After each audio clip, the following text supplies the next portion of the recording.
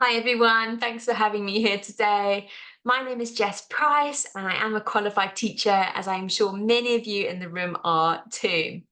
So as qualified teachers, what do we hope to accomplish with the students in our classes? Any ideas?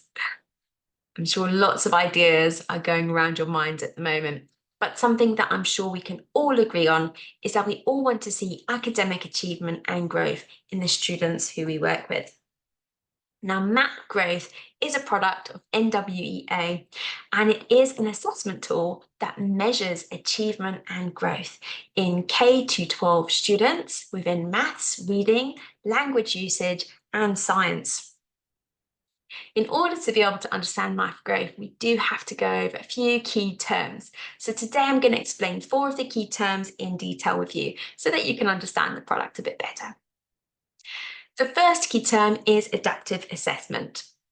Adaptive assessment is where students have personalised assessment experiences that adapt to them based on their responses during an assessment.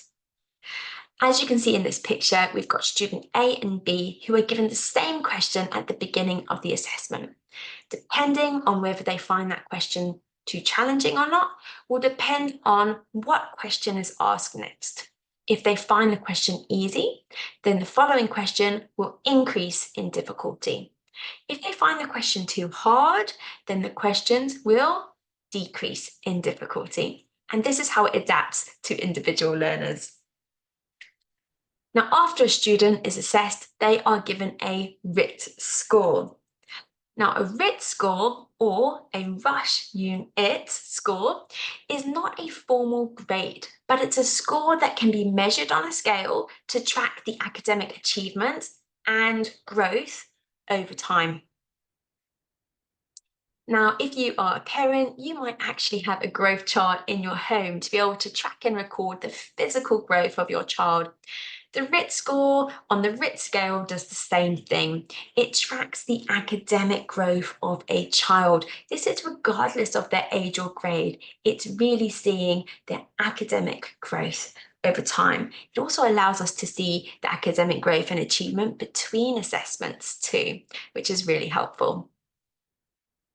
The zone of proximal development is the next term we're going to look at.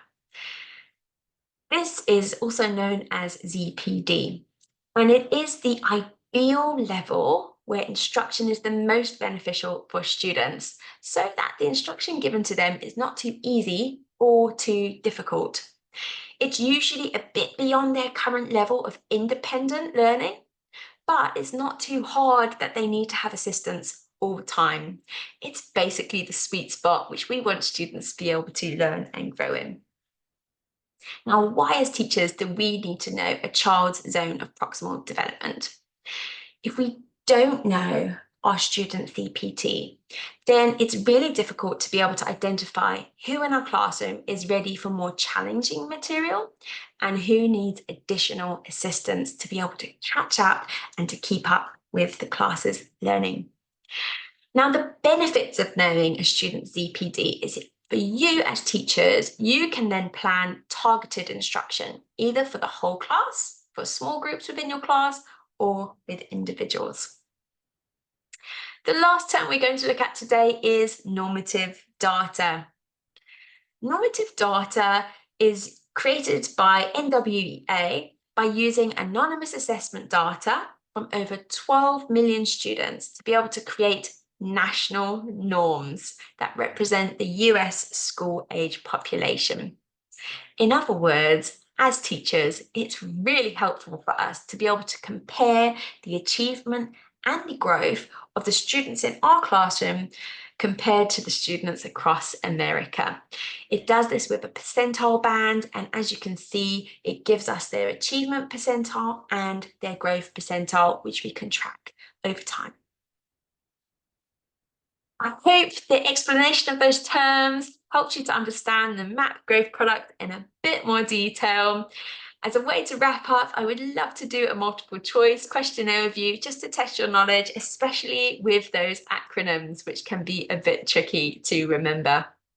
So does anyone remember what RIT stands for? Is it Robert unit, Ryan unit, or the Rich unit? If you get a C, well done. You also get a brownie point if you can pronounce German word correctly. What does ZPD stand for? Is it the zone of professional development, maximal development, or personal development? Have a think in your minds. And if you know the answer, well done to you. It is B, the zone of proximal development. Last question is, normative data is created from how many students in the US? Is it 10, 11, or 12 million? Do you remember? Okay, it is created by 12 million students, which is wonderful that so many students are able to be using this assessment tool to be able to track their achievement and growth. Thank you so much for having me today. It's been wonderful. I hope you have a great day further. Thank you. Bye.